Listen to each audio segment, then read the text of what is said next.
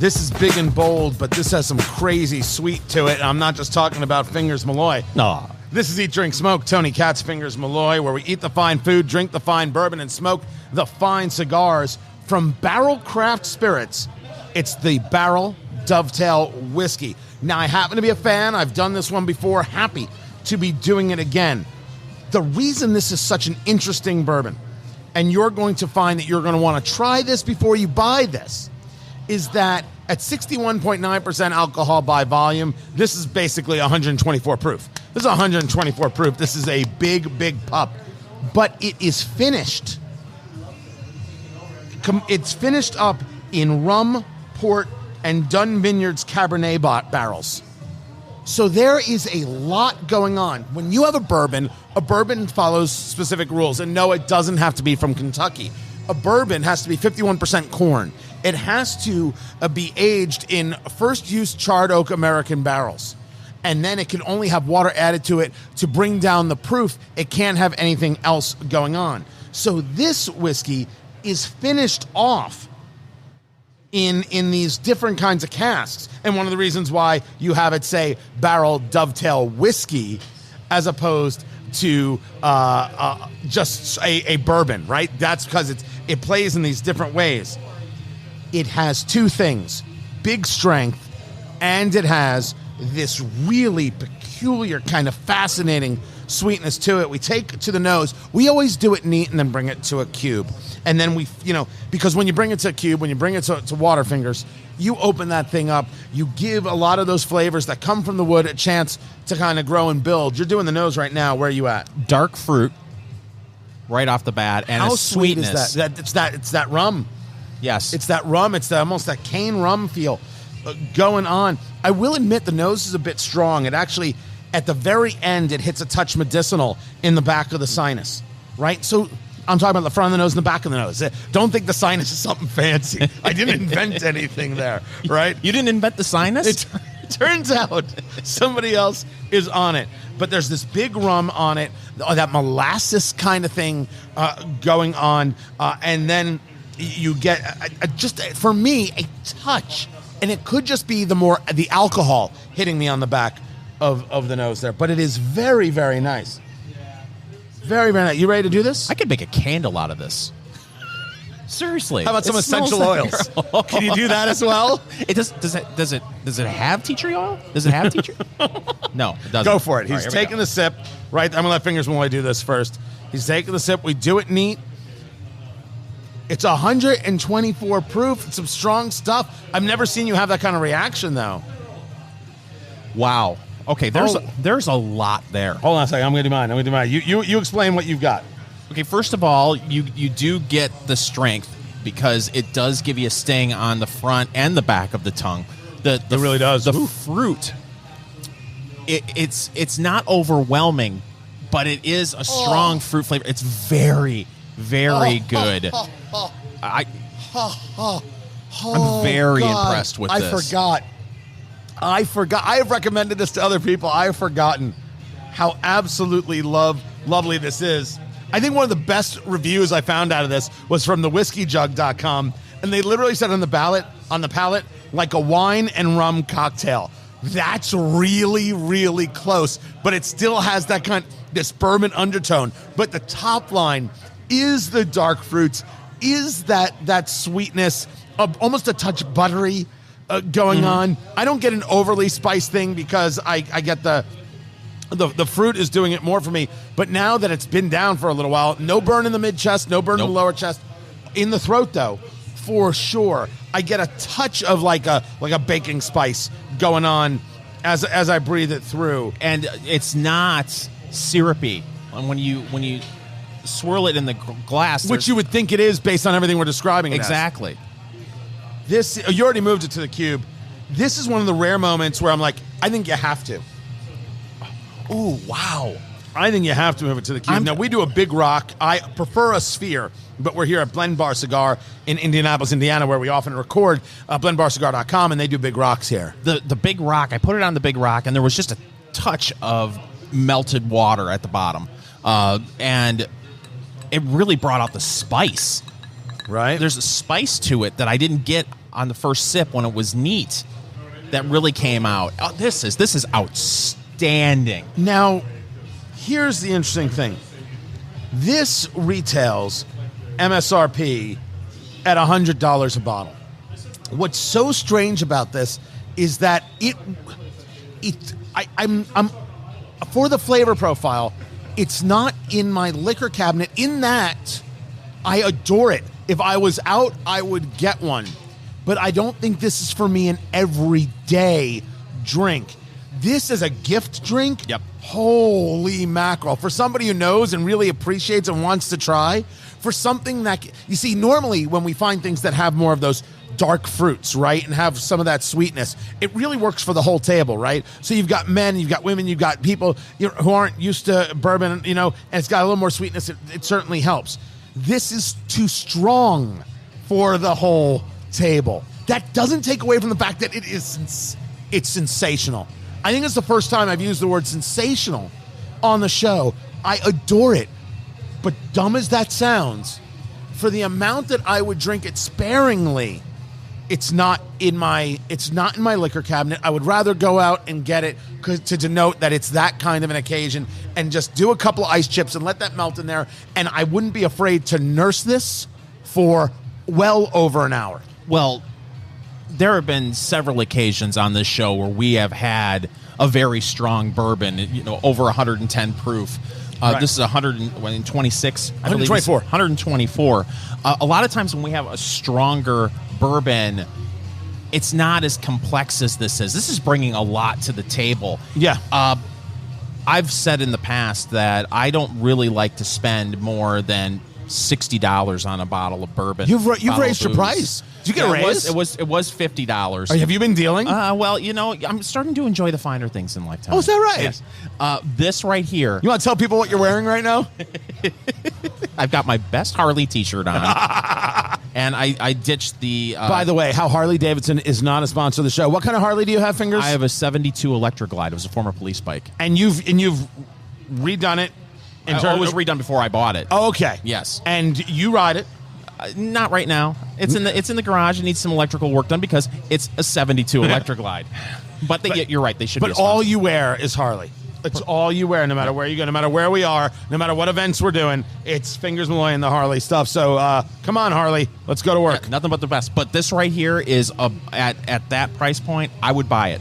I would buy it, and it would be for a special occasion, for some friends I care about, family I care about, come over. We'll enjoy this for the holidays. No, will it be an everyday drink? Not at that price. And that's the difference between you and me, and that's the difference between palates, guys. Do not think you need massive proof to get massive flavor. The larger proofs are not my speed most of the time, but this, every now and again, is just a way to kind of excite the taste buds, kind of get you okay, there are people really thinking and creating out there. No, it's not the purest way because of how it's done with the Cabernet and the rum casks, but it is worth your time. It is the Dovetail, Barrel Dovetail Whiskey. Check it out for yourself. This is Eat, Drink, Smoke. So maybe it's coronavirus that's making me think that holidays are coming faster or somehow the stores are stocking in a weird way, but Halloween in August is like already upon us. It's Eat, Drink, Smoke. Tony Katz, Fingers Malloy, the podcast at Apple Podcasts. Eat, Drink, Smoke. Write a review. Leave a 5-star review. And it was this news story that Brock's, the candy people, Brock's, BRACHS, they make the candy's corn, the worst candy in the history of mankind, candy corn. They now make a Thanksgiving dinner candy corn. Oh, like stolen directly from Willy Wonka. You can get the turkey and you can get the gravy, you can get the green beans, right? You can get it all.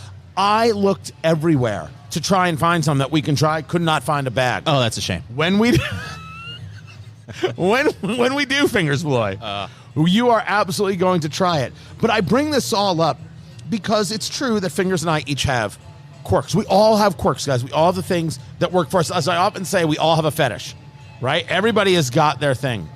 Well, one of the things that Fingers Malloy finds unconscionable is pumpkin spice. He has, it's It's not rational at all. I'm not even making eye contact with him while I have this conversation. We sit across from each other when we do the show. He cannot stand pumpkin spice, the love of pumpkin spice, the all things pumpkin spice. Dunkin' Donuts is saying that their pumpkin spice lineup will return August 19th. Communists. Filthy communists. I cannot believe it's August. We're talking, it's August, and we're already doing pumpkin spice. And the thing is, look, I like pumpkin. He's so bug-eyed. I like pumpkin pie.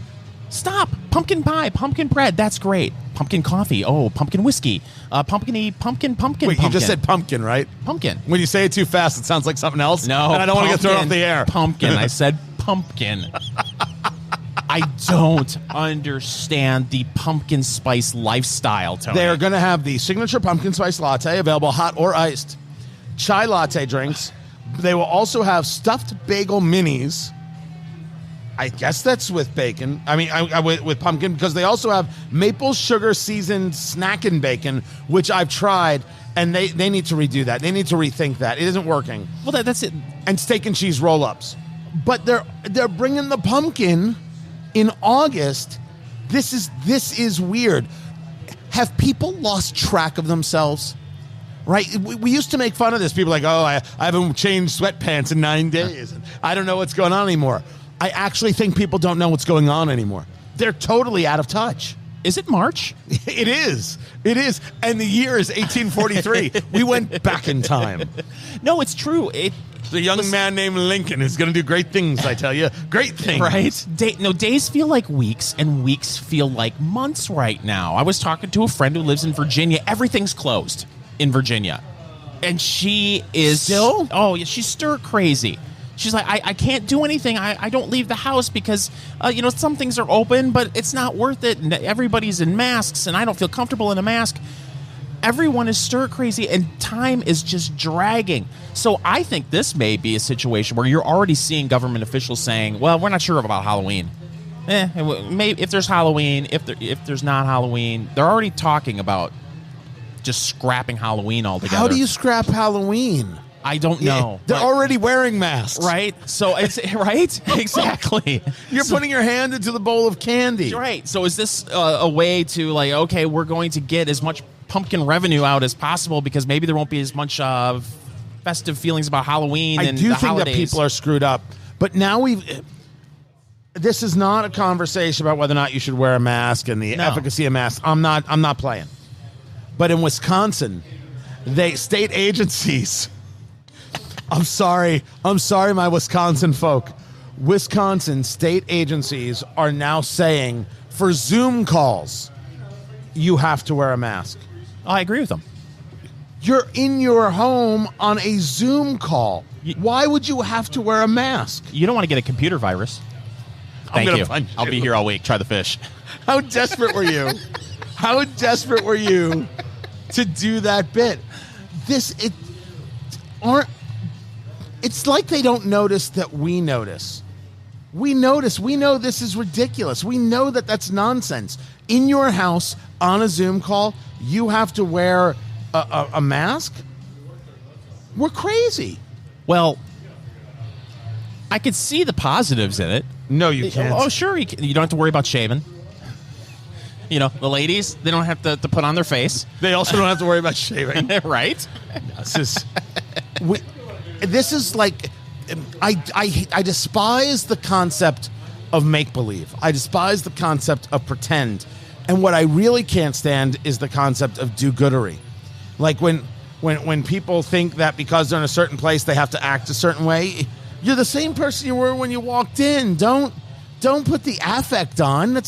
It's one of the reasons I love cigar lounges, because none of that exists. No one walks into a cigar lounge and pretends that they're Winston Churchill. That has never happened. Speak for yourself. Right? I do it all the time. But fight them on the beaches. Yeah, no one has ever. Maybe someone said that, but no one's ever done that. It's just nonsense. The pumpkin thing is kind of interesting, though, because it goes to the idea of trying to figure out where the market is and where they can grab the market. Because they're a Steinmart. just announced they're going bankrupt. Right, Men's Warehouse bankrupt. That I think it's Tailored Brands is that company.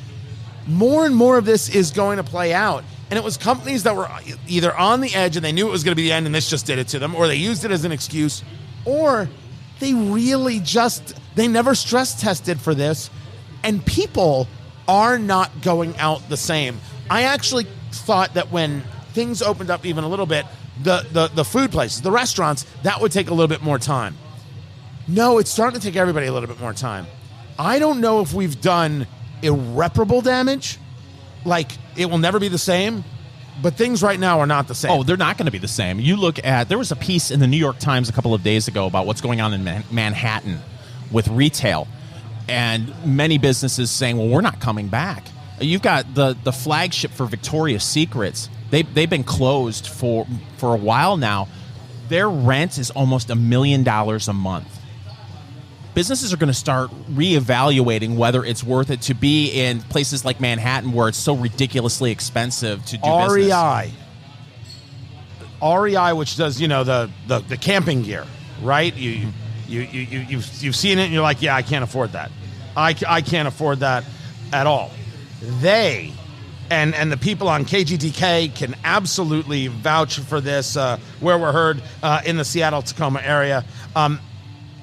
They said they just built a corporate headquarters. We're giving it up. We're giving it up because people are going to telecommute. They're going to work from home. What do we need this big headquarters for? I don't know if any of it has to do with the violence that's been going on in Seattle, right? I'm curious to see what businesses in Portland are going to be doing. Right. But they just had a whole series of riots in Chicago. It was awful. They had just rebuilt the Magnificent Mile in terms of replacing glass and everything else, and it happened again. And you got to wonder if they're going to say, just like you're talking about New York, what's the point of coming back? Right. What's the point of rebuilding just to get destroyed? And the pumpkin thing, I think, is to capture a market the best they can and get people interested again. That's where I think it's at. This is Eat, Drink, Smoke. Eat, Drink, Smoke. It is your bourbon cigar foodie radio extravaganza. Make sure you never miss it by downloading it at Apple Podcasts. We've been reviewing the barrel from Barrel Craft Spirits, the Barrel Dovetail Whiskey. This is 124 proof. This thing is finished off in port, rum, and Cabernet barrels. It's $100 a bottle. That's the MSRP. It really is something else. It is a lot of flavor going on with that little bit of that bourbon kind of underneath, but the sweetness from the rum, the molasses flavor, those dark fruits. I'm telling you, every sip I take of this, I feel like I've gotten a hint of something different. At one point, when we were going to break, I had been on the cube for a little while, and I took a sip of it, and it was like, this tastes a little bit like eggnog. Yeah. I've gotten several different notes out of this. It's very, very good. I actually just took, because we put it on a big rock. We start with it neat. We put it on a big rock. I actually took the big rock out because it's enough. I want a little bit of water. I want a little bit of chill, and that's it. It's not necessarily in my liquor cabinet, not because I don't like it. I enjoy it immensely. Not an everyday drink for me. But going out, getting the chance to really nurse it, work it, let it kind of develop, this is an hour plus of a sipper for me and does the job beautifully. Especially if it's an after dinner drink, and if you're someone who likes to have dessert or something sweet, but you don't necessarily want to get a dessert, you look at this, it does a little something for your sweet tooth. I think this is an outstanding after dinner drink. It is something very, very good. Barrel Dovetail Whiskey. Check it out for yourself. It is time, Fingers Malloy. Did I introduce us? I'm Tony Katz. That's Fingers Malloy. It's time for News of the Week. Tony, as you know, people are starting to get a little crazy about the masks. As we have discussed. Let's go to the state of Michigan, where a man got upset when he was offered a free mask at a Highland Park liquor store, and he left the store with $1,000 in damages to the store. The owner of Azo Liquor Store in Highland Park says a man created a mess inside his store after he got turned away for not wearing a mask, and that customers' disturbances over the face coverings are becoming more and more common. So there is a hotel where a guy's checking in, and the hotel requires a temperature check. So the guy working, the front desk clerk, and the whole thing is on video, but you don't hear the sound. And is like, I need to do a temperature check. And the guest checking in is infuriated, and goes to walk back to his car, and then comes back and takes one of the stanchions, you know, like what holds the velvet ropes, and throws it at the clerk. Clerk's like, you're crazy. You're nuts. The guy then comes behind the desk to get into a fight with the clerk and punches him. The clerk beat the snot out of him.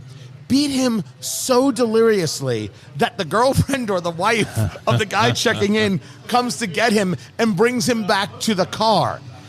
Now, the mistake made is that the clerk walks to the car and is still berating him.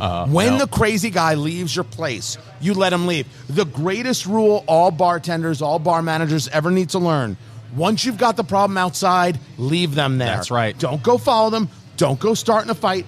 You don't have to stand there to prove how tough you are. Just it's done. It's over. Once you've got them out, they are out. Do not then instigate. I was once running a bar where a guy had to go. And so the bartender got me. I was the manager, and I said, you had to go. And we're talking, and he's, talking back to me. And the bartender starts getting tough. The bartender's behind the bar. I'm the guy 2 feet from the angry dude. Don't be starting a fight that I have to finish, you lunatic. That's just, people do that all the time. There comes a moment, just stop your mouth. Yeah. And get it done. The people who get angry and cause fights because they have to wear a mask, worst people in the world. Well, this is absolutely crazy. The guy walks in, and he's in Michigan, first of all. So we have long discussed on this show what's been going on in Michigan and the executive orders. Is it still as bad as it was? It's pretty bad. So he should know that there's a mask order. The businessman, he walks in, and the guy puts a plastic bag over his face. The liquor store clerk, I believe, it may even be the owner, offered to the guy a free mask. Said, you can't use a plastic bag. Here's a free mask you can use.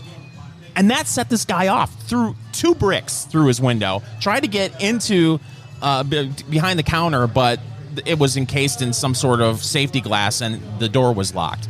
They offered him a free mask. Here you go. Come on in. You have to wear this. And that set him off. Again, this goes to the idea people lost their minds. And I'm a beyond freedom guy. One day we'll get into where I really think freedom is. But if a store says wear a mask, you wear a mask. If a store says you wear shoes, you wear shoes. If a store says you have to have a collared shirt, you wear a collared shirt. This is the way it is. They get to have rules. Now, how do I feel about government mandates? Or your city, your state, or municipality, that's a whole different thing. The store can have rules. And if there is a state mandate, well, you gotta figure out how you're gonna fight that. And if the store is following it, the store made a decision to follow it, etc. You have no right to then attack that store. I only hope the guy goes to jail for forever. Yeah, me too. And don't take it out on the clerk, because most of the time this is either mandated by the governor of that state or it's corporate policy, and all this person is doing is following policy. The place that I have always, when we talk about this, right, we take law and we put it into the hands of the strangest people. So here we have a mask mandate, let's say, in a state, or rules from the corporate office that you have to wear a mask, and the guy making $10 an hour, he's in charge of enforcement. In the same way that if you go to a convenience store and buy a pack of cigarettes, the person behind the counter, who may or may not be making $10 an hour, is in charge of checking IDs and determining your age. Yep. And if they get it wrong, they get fined. That's crazy. If a state wants to say you have to be 21 to buy a cigarette, or 18, I think they changed it to 21, let them put people there. Let them put people there to check the IDs. Because if the clerk at the local Circle K is allowed to be basically play law enforcement, that's a messed up society. I don't know why we have ever allowed this. It is beyond understanding. But taking it out on those people is disgusting. And I don't know anybody who disagrees. I'll tell you what else is disgusting, Tony. Instagram is accused of illegally harvesting people's biometric data without their knowledge or consent in a new $500 million class action lawsuit filed against Facebook, Instagram's parent company. So biometric, you mean are they taking a look at your face and then utilizing that data? The lawsuit, Whalen versus Facebook, claims that Instagram has a face tagging tool that uses facial recognition to identify people and create a face template that is stored in its database. Yeah, okay. So Facebook owns Instagram, and Facebook offered $650 million to settle a lawsuit that was like it, that said Facebook's photo tagging collected biometric data without users' consent. Facebook is a very weird tool, and Zuckerberg's a very weird guy, because in Facebook, you don't realize that you, the user, are not the user. You are you're the business. It is your data that then gets sold. Everything else you do on it, that doesn't matter. The customer is the business that buys your data. It's amazing how that works. But yet Zuckerberg's been the only guy on the free speech conversations when we talk about social media platforms who's like, well, listen, we're not going to tell people they can't speak. Now, they do take things down, which I think they're wrong to do, unless it's a call to violence, right? I don't think it should be taken down. Again, I'm a real free speech cat. But if Instagram is doing this, yeah, pay up. Pay up. And I'm not even sure that 500. Oh, I'm sorry. The other lawsuit was 650 million. This is 500 billion. Yeah, 500 billion is enough. 500 billion. Do I want to know how I get my share? Oh, you're right. 500 billion. I said 500 million. No, it's not 500 million. It's 500 billion. All I want to know is how I get my share and how I can get enough of a share so I don't have to, wear pants again. If I get a share of it, free Applebee's on me. Is that right? Yeah. Does that include the mozzarella sticks? Anything for you, Tony. Hot diggity. This is Eat, Drink, Smoke. If you're a cigar smoker, like we are, you got to be very aware of what's going on with the FDA. That's the Food and Drug Administration. I'm Tony Katz. That is Fingers Malloy. This is Eat, Drink, Smoke on Instagram. See, I'm already thinking about drinking. Instagram, you find us at Eat, Drink, Smoke Podcast. So with the FDA, there has been a real problem for cigar manufacturers, to the point where if this stuff is allowed to happen, you're going to find cigar manufacturers go out of business, and you will find local cigar lounges that go out of business. And this has to do with a couple of things, specifically how it is that the cigar manufacturer gets approval for cigars. So when they go to let's say blend a cigar, right? They pick the tobacco they want, and they create a blend, and they might make it in different vitolas. So vitola is the shape, right? Different lengths, different ring gauges, things like that. Different, with the pyramid kind of shapes, or those torpedoes, whatever the case may be. What the FDA started playing around with was the idea that for each and every shape, not blend, but each and every shape of cigar, even if it's the same blend of tobacco, you have to create a new application. We're talking about government applications here. We're talking about tens of thousands, if not into the hundreds of thousands of dollars for the creation of one blend in 4 different sizes. That puts cigar manufacturers out. Only the biggest of the biggest survive. It's a disaster. So there was a deadline, right? That cigar manufacturers had to submit documentation to the FDA for pre-market approval to keep their products on the market. That was September 8th, 2020. So like a month from now. That got delayed from August in 2018 to August 2021 originally. Then it got moved up to May 12th, 2020. Then it got moved up to September 8th. Got delayed again, I should say, to September 8th.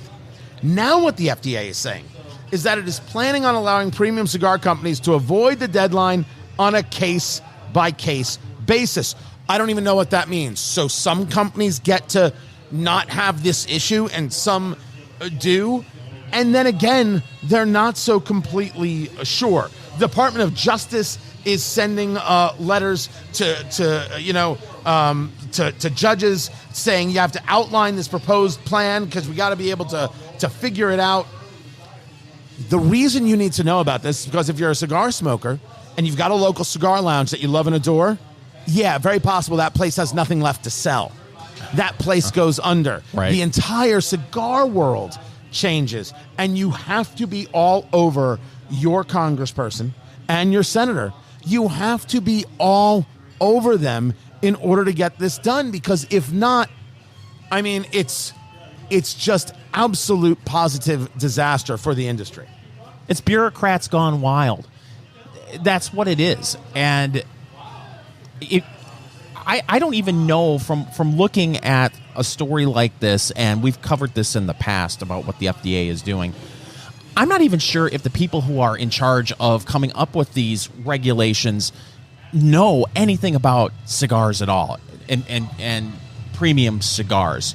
But we've talked about in the past how the FDA is trying to regulate all tobacco products, and not even tobacco products, when you go into vaping, under one umbrella and treat them all the same, when clearly premium cigars, it's a completely different animal than cigarettes and vaping. Oh my gosh, yes. And that's what they do. They think of it all as one thing. They say smoking. You know, it's when they said you weren't allowed to smoke a cigarette within like 8 feet of a doorway. And then they said, oh yeah, you're also not allowed to vape within 8 feet of a doorway. Vaping is not smoking cigarettes. Very different thing. But they wanted to, the attack on smoking continues. So they want to just go down the road and try and prevent anybody from doing anything. Now, there have been things that they've gone after. Most recently, it was warning labels. They wanted warning labels the size of your face on cigar boxes. That got thrown out this year. 2 different courts threw that out. They wanted to place a ban on packaging changes. That got thrown out in 2016.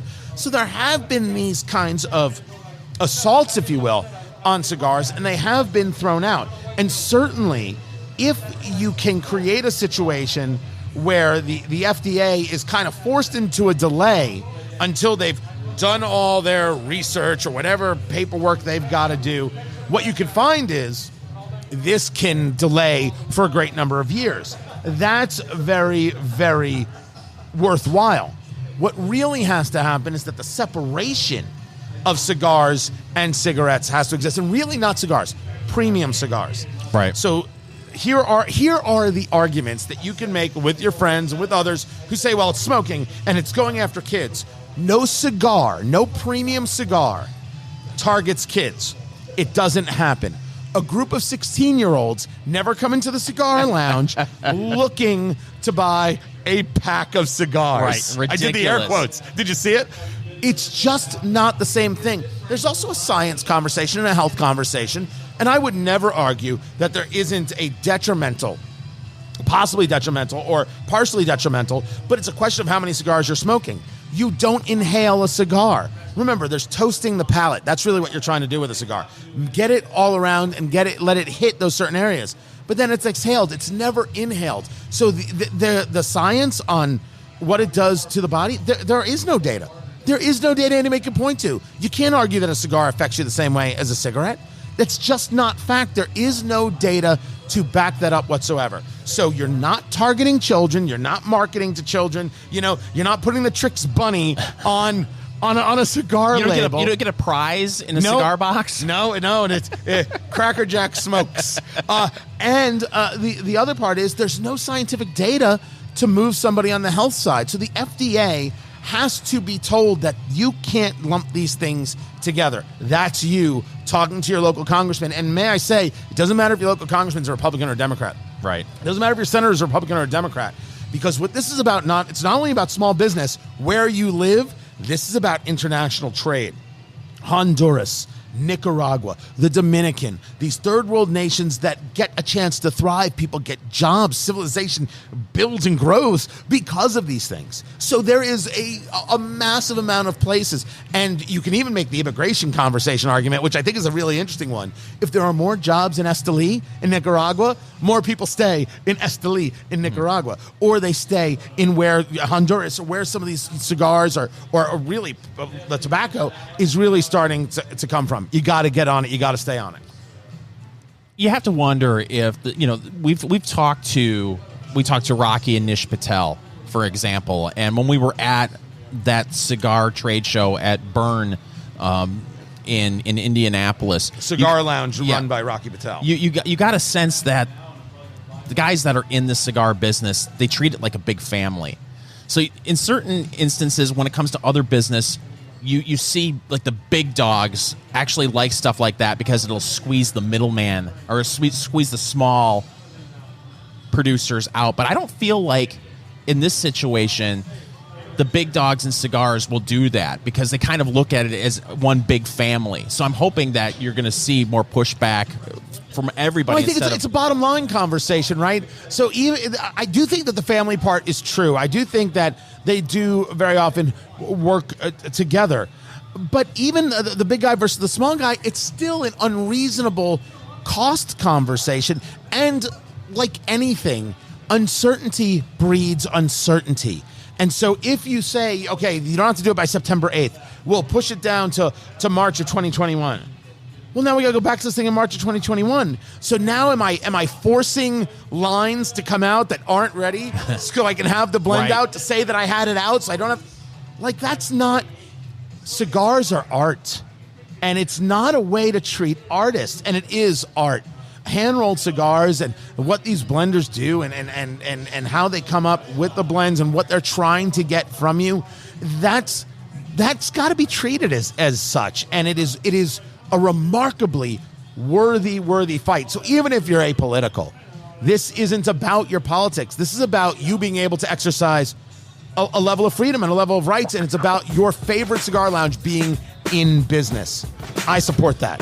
I hope you support it. This is Eat, Drink, Smoke. Eat, Drink, Smoke, where we eat the fine food, drink the fine bourbon, and smoke the fine cigars. So when Luciano sat down with us at Burn Cigar Lounge in Indianapolis, Indiana, he said, yeah, I got some things for you to try. This is Eat, Drink, Smoke. Tony Katz, Fingers Malloy. Luciano, the dreamer. Luciano Dreamer from Crowned Heads. We've been trying some of his cigars, and of course, Luciano, longtime cigar maker, making a lot of blends for a lot of the companies you know and love, and cigars that you smoke, and is now working with Crowned Heads, which makes, for me, some of the most wonderful cigars. The Las Calaveras, which is an annual that they do, but the J.D. Howard, I'm a big fan of the Mule Kick. And he says, now you got to try this Lancero. I have long been a huge fan of the Lancero, that long, thin cigar. Some people consider it dainty. It's the wrong way to think of it. Flavor is in the wrapper, and with the Lancero, you get a lot more of that wrapper. And I took the first puff, and I said to Luciano, who's sitting right here, what is that first note you get? And he said, for me, basil. Now, I've never had anybody describe to me a cigar as basil before, but then he said, and then I get some caramel. The caramel is where I am at and making me think I have a lot more work to do within my own learning about cigars. But first, to this idea of the Lancero. I think there are a few Lanceros that I enjoy. La Flor makes some Lanceros that I really and truly enjoy. This style, this size of cigar, which isn't as popular in America as maybe other places, to me it has an allure. What is the Lancero to you? Why did you choose for the Dreamer to go with this Vitola? The Lancero is a very interesting size of cigar to work with. We only work with 5 leaves, so you have to really be careful how you build a Lancero. And there's two main. Let's start with the issues with Lanceros and why some people are sometimes discouraged of smoking Lanceros. The first reason is the draw. Everybody complains about the draw in Lancero. Oh, sometimes it gets too tight, and there's a reason why.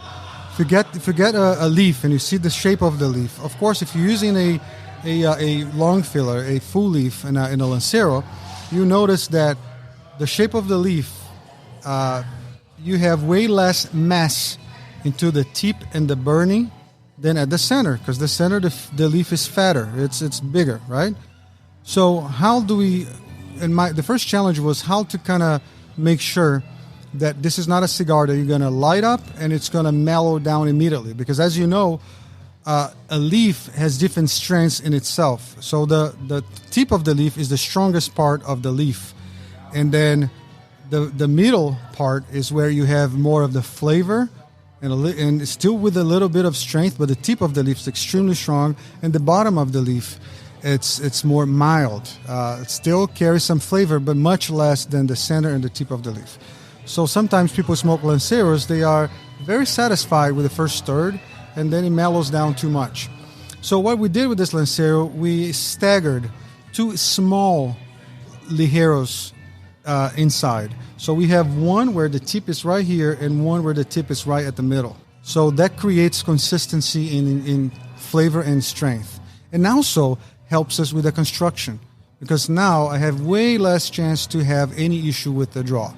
Now, another very important point with the draw is that my partner, Pichardo, he made this amazing invention. It's his, actually, invention. He built this needle that we attach to the draw machine. Usually, you cannot actually make a draw test in Lanceros, and that's why we have so many Lanceros that are plugged. In our factory, there's not one single Lancero that will go out of that factory that has not been draw tested. Therefore, our retailers would never have any issue with draw with this cigar.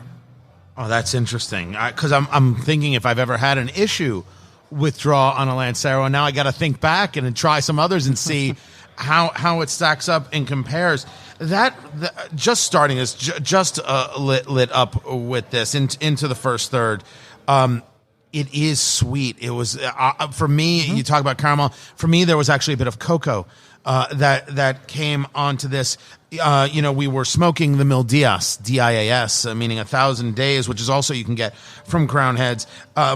This had a more flavor in terms of specific flavors from the very, very, very start.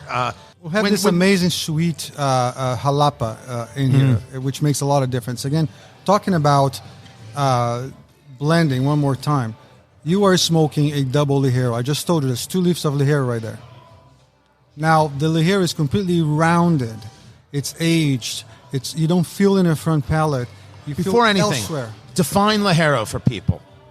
Well, Ligero is it's the most thick and has more concentration of nicotine and everything else because it's right there at the top of the plant. The Ligero is very close to the crown because that's where all the minerals are going to make the plant grow. So that's where that's rich, but it's very important for the strength. So a cigar basically has, the leaves have 4 functions. So strength, which is usually found in Ligero and Viso. Flavor, that's more predominant in Viso. And Viso is exactly the leaf that's responsible for, it's like the middle of the plant. The core, the middle of the plant, which is not thin as the volado, which is the bottom, or thin as the seco. But Which it's is towards like in the bottom between. of the plant, but not the absolute bottom. It's like in between, but has a lot of concentration of flavor. So that's the second function. The third function is combustion. And combustion can only be found in a few parts of the cigars. Of course, the binder is responsible for combustion, the wrapper is responsible for combustion, but mainly the seco. Seco is a leaf that is fermented completely different than any other leaf. The fermentation of seco usually is between 3 to 6 months, and in our factory, we try to use the least amount of seco in every cigar we produce, which is one of the, if you ask me, so what makes you different from other manufacturers, that we have this culture of trying to use the least amount of seco and actually use more Viso so we can play more with flavors. Okay. But the seco is important too because the seco helps the combustion to be even. So if I light up a leaf of seco here in front of you, it's going to burn like this. Right, burn quick. Or a wrapper or anything like that. And here's my friend right here coming. Oh, my God. Rocky Patel's stepping by. And that's my daughter. Oh, my God. Rebecca, put her microphone up. Rocky Patel just bringing people over. Rebecca, how are you? I'm doing well. So wait. What is your connection to Luciano right now? I'm his daughter. Oh, gosh. I've been So dragged now into let's get your unbiased opinion here. For sure. Your father treated us to the Mil Dias, now treating us to Luciano. How long have you been smoking cigars with your dad? Probably a couple years now, I think. Two or so years. So were you involved in how this came together, the Luciano, the Dreamer, the Lancero? I don't know if I was involved. I think my dad's always used our family as a sort of... Guinea pig, you can say it. Tester. right? No, It's like the he's food always- tester in the royal court. He's always used us as a space to throw out his ideas, and I think that we've largely contributed to the core of what he wanted to translate through all of his cigars. I think that the idea behind the Traveler and the Dreamer has always been things that were near and dear to his heart that we also were, led to always want to be a part of. It's a story that affects all of us. This Crowned Heads with Luciano of Ace, the Mill Diaz as well, DIAS. Look for that. Also at your local tobacconist. This is Eat, Drink, Smoke. So I don't want to change gears from the bourbon or from the cigars back to the bourbon, but I have to, because be on the lookout for September, which is a National Bourbon Heritage Month. This is Eat, Drink, Smoke. I'm Tony Katz. That is Fingers Malloy, because we are going to be all over bourbon in the month of September. We're going to have the distillers. We're going to have everybody who knows way more than us about bourbon, kind of breaking it down, things you need to know, things you should be on the lookout for. And if you're new to it, don't worry about it. And thrilled, so many people on Facebook, facebook.com/Eat Drink Smoke, and on Twitter, Go Eat Drink Smoke, have been sending us questions. We're going to start answering those questions, so be on the lookout for that as well. But September, National Bourbon Heritage Month, we are going to get to it. And one of the things going on is that the Kentucky Bourbon Festival is going virtual again because of coronavirus. People have been doing virtual Kentucky Bourbon Festivals since coronavirus started in the privacy of their basement. Right? I've been doing many virtual bourbon festivals, let's say every Friday on Zoom calls with my friends around the country. I mean, that's what so much of what Zoom is now, right? 95% of it is just people doing happy hours with their friends across the country. So, I mean, this is Bardstown. This is, like a home of bourbon for sure. October 15th to the 18th. So it is the Kentucky Bourbon Festival. They are going virtual, so you may want to check that out, but can't wait to really dig in on September and get with people who know good things. I like bourbon. Well, then you're on the right show. Fingers Malloy texts me the weirdest thing I've ever seen. And he's like, what do you think of this? So I'm going to... You all right with if I read it to everybody? No? That could have gone in a way different direction. No, go ahead. There's a whole study out that it turns out women don't like it when you send them unsolicited pictures of yourself naked. Right. But not your whole self, just the lower half self. Uh-huh. I needed a study to know this. I don't know if I've ever met somebody who has actually sent one of those photos, and if I did, I'd stop being their friend. Who wants that? Fingers? Fingers. What? Fingers. Females sending them to guys? Oh, no, I didn't ask you. No. I just flipped the script there. I've never met a woman that has said, oh, you know what I love? When unsolicited those photos, pictures slide into my DMs. Those pics. Yes. There's a study. The fact that you needed a study is just... Was it funded with a government grant? That's what I want to know, because I need to get into the study, because the Fingers Malloy Institute of Institutes needs a government grant for that study. This was not what you sent me. Okay. What you sent me was from a middle school, and it was an assignment. Intermediate schools. This was fifth grade. Fifth grade. Fifth grade. It's a virtual room tour Zoom meeting. And that's what it says in big colorful writing. And it says, students, welcome back for another wonderful school year. At our Zoom meeting, you will give us a tour of your favorite room in your house. It could be your bedroom, your basement, your garage, etc. Follow the directions below to help you prepare. Here they are. You choose a room, and then you have to be ready to share and answer some questions to help us learn more about you. Be prepared to share. Here are the 3 things. Why the room is your favorite. Some things in the room that you like. Anything else that's fun or interesting about the room that you'd like to share. And your tour must last no longer than 60 seconds. So the question before the house is, what the hell is this? And why is... Was this an assignment that a kid got? This was an assignment that a kid got. Teachers are struggling right now with these virtual classrooms to come up with ways to make a connection with their students. So this was posed as, hey, you know what, this is a getting to know you session. You're going to be with your classmates. You're doing this in front of everyone in the class, which brings up a whole other bunch of issues about peer pressure and, you know, privacy. Kids comparing what they have versus the other people. I had not considered that. There's that. There's the privacy issue that you mentioned. To me, that is incredibly disturbing that someone would look at that and say, this is a good idea. This is creepy as all get out for a couple reasons. First, male teacher, female students. Mm-hmm. Let me show me what's in your room. Any teacher, and by the way, it goes the other way, female teacher, male students. Absolutely. Show me what's in your house. That's odd. That's strange. And immediately, Finger sends this to me, and I respond to him. They checking up on kids?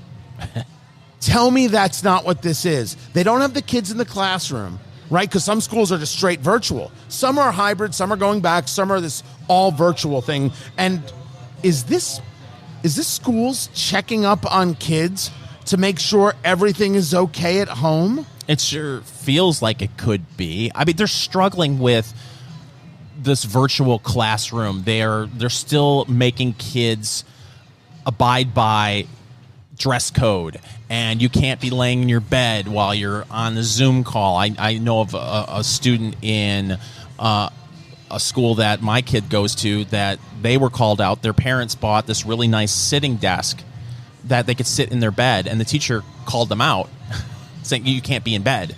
Well, we can't make an assumption that every family can set up a desk in a bedroom for their kids. You know, some parents, there still are families that have 5 or 6 kids, True. You know, and you can't make every bedroom like a classroom setting. And the kitchen table might not be the appropriate place for it. They may not have a dining room. All these kinds of things. Now, I will say on the dress code stuff, I believe in that.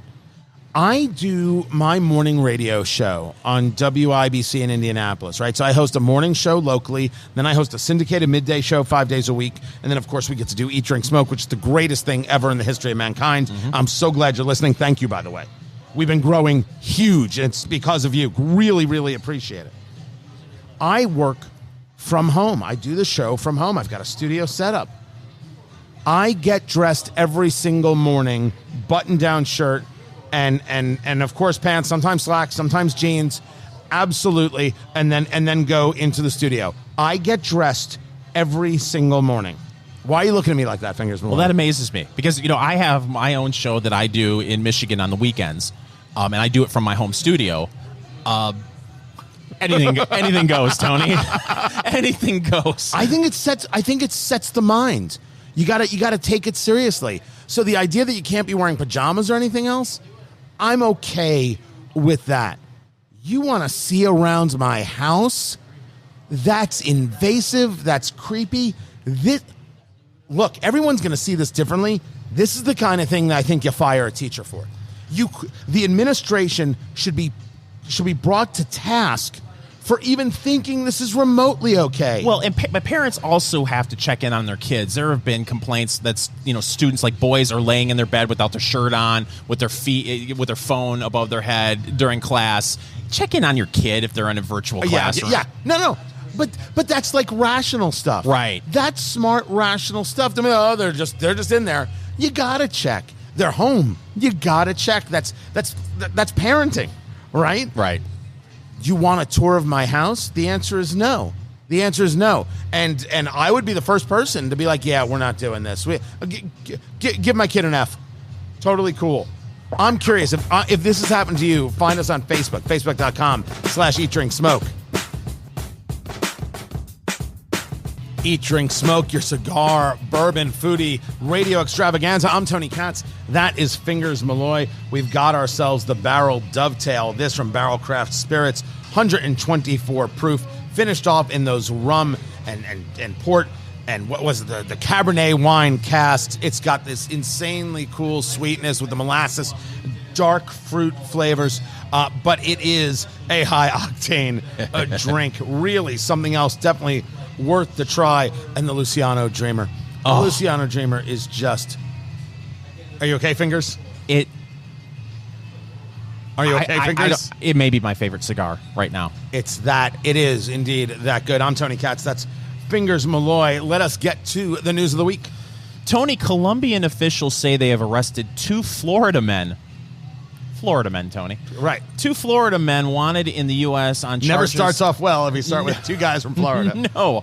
Sorry, Florida. We love you. We're coming to visit. They arrested 2 Florida men wanted in the U.S. on charges they illegally sold a bleach-like chemical as a miracle cure for the new coronavirus and other diseases. So these 2 guys, as I know the story, like they've tried to do this with other stuff. Like they've tried to market this product that they've got in all sorts of ways. To go down to if you want to go to somebody who's got some kind of backroom cure or whatever, you want to take it, man. Personal responsibility. Go live your life. You know what I mean? There are people who take baths like utilizing Clorox, right? Yeah, they all made fun of Trump, but there are people who've done that. They take baths in bleach. It's weird stuff. I do not condone it. I am not supporting it. Please don't blame me if anybody does it. There is not enough jail time for these 2 dudes because you know that they were just lying through the skin of their teeth and trying to take advantage of people, telling them, oh, we've got the cure for coronavirus. People died, right? Yes, and they were calling it their miracle mineral solution, which was chlorine dioxide. That's not a miracle mineral solution. What this reminds me of, this sounds like a story from like the 1800s where somebody would come in the horse-drawn carriage and say, try my miracle tonic, it'll cure the gout. You don't know what you're drinking, but you're like, oh, it's a miracle tonic. This is the definition of snake oil salesman. Yes.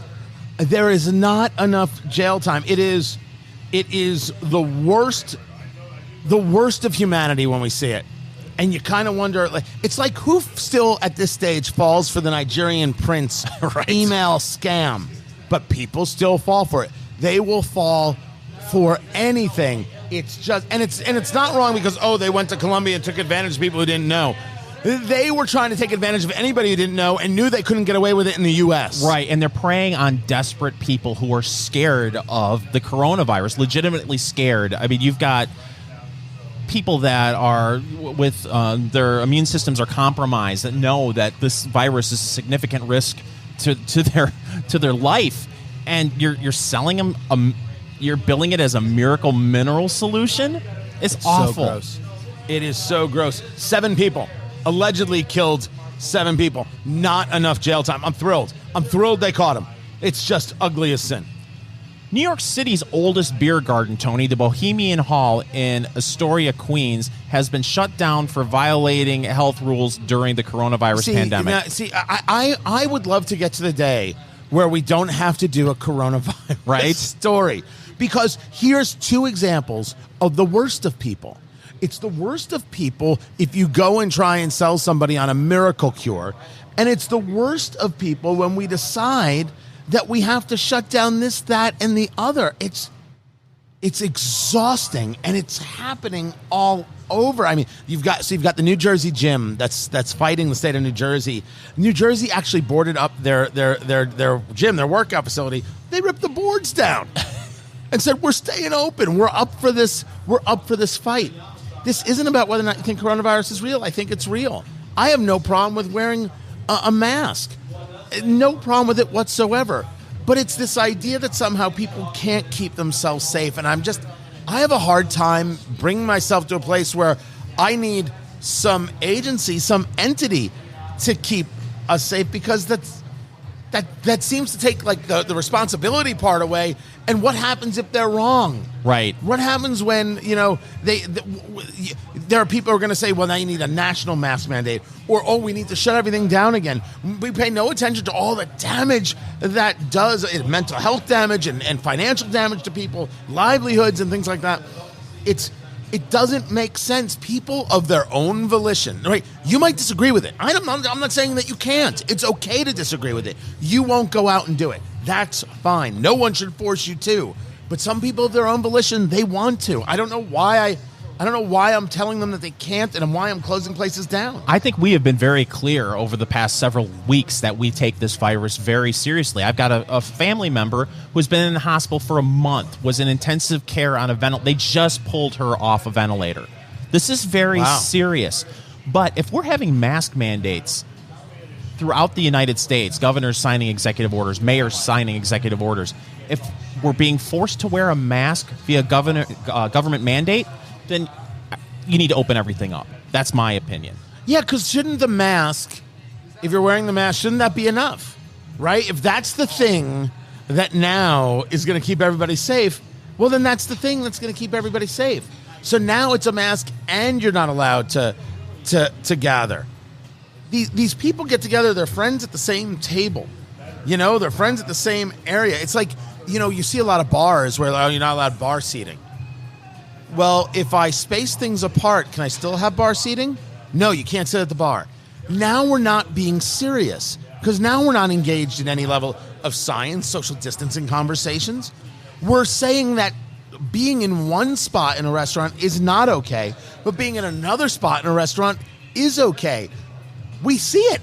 That's odd. That doesn't work. You can't get people to buy in. And it's very odd that the whole mask conversation when it comes to bars, and restaurants, how it's being sold to the American public. Okay, when you walk into the restaurant, you have to wear a mask, and once you get to the table, you can take it off. And then once you leave the table, say you have to use the restroom, you have to put the mask back on. Right. So you're walking through the restaurant, the mask is on, you're sitting down at the table, the mask can be off. These are very strange times, Tony. And so the follow-up to that is New York. Man, it's always like a New York story. Right. It really is. They've started task forces, right? They've started task forces that include the state police and the state liquor authority to engage compliance checks. I'm creeped out. I cannot bring myself to find a way where this is somehow for the good of the people. This is like everything we're not supposed to do in America, a completely un-American way to do things. Now, I get when people say, man, this virus is so spreading. Can we be honest that scientists and doctors have absolutely no idea what's going on? Like, we're to the place, New Zealand. New Zealand was in lockdown for like 75 days straight, and they had not had a new case of coronavirus in 102 days.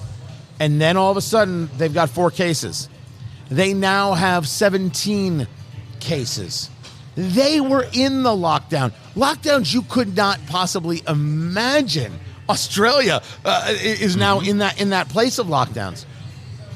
It's very clear that we're not 100% sure what's going on. We don't understand how this thing spreads and moves. And what I'm starting to get the vibe on from America is they're saying, all right, if the objective was to not overwhelm hospitals, this flatten the curve thing, we did that. Yep. We're going back to our lives, and we'll deal with it as it comes. We're going to wash our hands, and that's all there is to it. We're just going to deal with it. But the I don't know, it's the powers that be, because I see it from every party, right? It doesn't matter if you're on the left or on the right. Like, they're still in this place of, no, you can't open, no, only this. I think America is done. I think America's exhausted by what they're saying. In New York, 162 violations over the past week. New York can be fined up to $10,000, and you can have your liquor license right. revoked. They totally take away your livelihood. If we don't have an answer, the answer can't be, well, we got to keep shut down until we have an answer. Right? Just thinking about how you live your life, that doesn't seem to be a way to live your life or anybody to live their life. This is Eat, Drink, Smoke. The people of Texas can get free burgers. And I know what you're saying, Fingers Malloy. Why aren't we in Texas? Exactly. I don't know. It is Eat, Drink, Smoke. Tony Katz of Fingers Malloy. Make sure you download the podcast. You subscribe on Apple Podcasts. Eat, Drink, Smoke. Whataburger, which, according to Texans, is the greatest burger that ever existed, and we are about to hear it. Everybody listening to us on KSEV in Houston is going to be saying yes or no, and there's going to be war on our social media pages on Facebook, Eat, Drink, Smoke, Twitter, Go Eat, Drink, Smoke. What they're doing is they're celebrating their 70th birthday with a giveaway. They're offering a buy one, get one free on their original Whataburger, but it only works if you have the Whataburger app and you order online. I think for all you Texas folk, fine people. I think it ends this weekend. I think you're in the end of it. It's going to last through Sunday. I am a full disclosure. I have never had a Whataburger. You never had a Whataburger? I haven't. I have not done enough traveling to Texas. But when I was there, I've been there, I think, twice. No, that's not true. I've been there a couple times because I've done South by Southwest. But I never really left, like, the main drag. Right. Iron Cactus is where I was there in Austin. But I've never done it. I've never had a Whataburger. Have you had? Oh, yes. I've been to several Texas conferences. And when you go to a conference, a lot of times, you stay at the conference hotel. You're right. You don't leave and do much. But we made a Whataburger run. It's a fine burger. I enjoy it. Only a fine burger? It's a fine burger. Hold on a second, Fingers. What I'm doing, guys, is I'm trying to see how much trouble I can get Fingers Malloy in. Listen, we're all over Texas. We're in Houston. We're in Abilene. We're in Lubbock. We're taking Texas by storm. I don't want to anger the fine people of Texas. Hold on a second, Fingers. Yes. He's trying to make up for the fact that he doesn't like Whataburger. I said it's a fine burger. Fingers Malloy on Twitter if you want to send him anything. Go right ahead. Oh, I'm sorry, Fingers, you were saying? It's a fine burger. But while I was eating it, it wasn't a religious experience for me. Hold on a second, I was Fingers. going with. Can you believe he said it wasn't a religious experience? My gosh, if you do not burn him on social media, what good are you? My gosh. So what you were saying, Fingers It's a Malloy. fine burger. At least I had one, Tony. I made the effort. Unlike you hanging out at South by Southwest and you didn't have it. You want a road trip? You want a road trip down to Houston to get a Whataburger? Okay. You see, that's my problem if I'm road tripping down to Texas. Now, you know that we often record at Blend Bar Cigar in Indianapolis, Indiana. Great hosts for us, blendbarcigar.com. They have a location in Houston. We're on the air in Houston. We can do this. They actually have a party bus, which hasn't been banned yet. You know, Nashville banned party buses? I saw that. And then the party buses tried to move into some of the suburbs of Nashville, and then they banned the party buses. We could head down just a weekend, no sleep, 9,000 cigars, 12 bottles of bourbon. We and could 30 do this. Whataburgers. 30 Whataburgers. Boom. We're on the way back. It's our version of the Cannonball Run. Can we make it from Indianapolis to Houston with 30 Whataburgers and then come back? And will any of the Whataburgers remain? If you had 30 Whataburgers, would they make it on the trip back? No. No. But how smart is this? Because the deal only works if you get the Whataburger app. Yeah. Now, I have become a lover of apps. So I don't go to Dunkin' Donuts, for example, for donuts. I do go for the coffee. I grew up in Jersey, and Dunkin' Donuts coffee was great coffee. And I wasn't even a coffee drinker as a kid or in my 20s, really into my 30s. But they do great coffee. I have, when I'm at conferences, I have the Starbucks app. And I try not to drink Starbucks. I know I lost them as a sponsor. Okay, I'm willing to live with it. I don't think they were coming on board anyway. Not my favorite coffee, but I do an Americano from them, which is espresso and hot water. Right? It does make life easy. And if they're gonna give me the free this or the free that, I'm going anyway. I might as well just do it on the app, and then you go through the drive-thru. It's already there for you. It is super easy. But yeah, this is how you drive people to downloading your app and utilizing the tool. And people don't realize the kind of deals you get on these apps. I use the McDonald's app all the time, and I open it up. That's just sad. Oh, by the way, let's play our favorite game. What did Fingers Malloy eat today? Nobody has a worse diet than Fingers Malloy. This is going to break your heart. What? I switched over to the Atkins diet. No, you didn't. Yes, I did. Is this a rerun? Yeah, it is a rerun. Gets said every 3 weeks. It is a rerun. I've done it several times, but I'm already down 7 pounds in 5 days. Today, no bread. No carbs. No. Bread. I found a bread from Aldi that is 0 net carbs, and it's fantastic, and it doesn't spike your blood sugar. You know how I know that? Because a YouTuber... You want to talk? The keto people are so dedicated. This keto person who has a keto channel said, I'm going to find out if this spikes my blood sugar. She tested her blood sugar 5 times over 3 hours before she had the bread, ate the bread, and then tested it hourly. Her blood sugar didn't spike having the bread. Now, that's dedication. May I just remind people, do not take medical advice from us at all in any way, shape, or form. You'll give me the name of the bread. I'll try it.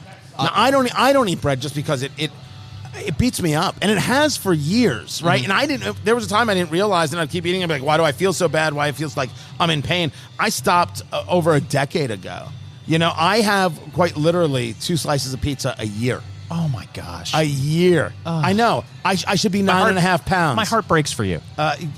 God really said to me, how do I screw with this one? Oh, I know. We'll make him do everything right, and it'll still be a size 38 pant. So I had a sirloin steak this morning for breakfast. That's brilliant. Good for you. Sirloin steak for breakfast. For lunch, I had 2 thick salami sandwiches on the 0-carb bread with provolone cheese, mustard, and mayonnaise. 0 net carbs on those sandwiches. And like I said, I've lost 7 pounds in 5 days. Science, people. It melts off. But but the problem is, after about a week, I will look at a donut and I'll start getting the shakes. Withdrawal. I never crazy. feel that way whatsoever. Like, if I have a good meal, I don't get dessert. I don't miss it. It doesn't move me that way. It's not that I don't love a good dessert, just I don't get moved by it. I don't know if you want this to become a little part of the show, tracking my adventure. I found this ice cream. Okay. Halo Top? No. Oh, because Halo Top. Rebel Yes. ice cream. The peanut butter cup from Rebel is excellent. I had cherry chip ice cream the other day. I ate the whole pint, 6 grams of net carbs in the entire pint. You're still not supposed to do in that. the entire pint. I ate it 6 net carbs, and I'm losing weight. Halo Top does do a very low carb banana cream pie. That's very good. Is it ice cream? No, it's not ice cream. Don't ever kid this yourself. stuff was ice cream. It's not ice cream. It was it's ice cream. not ice cream. It was ice cream. It's good. Oh, I like Rebel. I've done the peanut butter cup. I will do it again. I'm just saying, it's not ice cream. Now, I have a financial question for you. By the way, do not take financial advice from this show ever. Do you trade stocks? Do you have like a for lack of a better word, a stock portfolio? Yeah, right now it's DeLorean. Oh, really? Enron. There are a few I'm dabbling in. They're going to make a comeback. No, I do not. I have a guy who takes care of that for me. So Dave Portnoy is Barstool Sports. And Dave Portnoy has turned himself into a fascinating character and somebody people seriously follow. And what he has built over at Barstool is exceptional. Well, during the shutdowns, he started day trading because to him it was like gambling. And he got people to follow him everywhere. The report from the New York Post is that Portnoy lost close to 7 figures on a stock called Remark. I am not endorsing it. I don't know anything about it. He picked this stock. It cost him almost $1 million.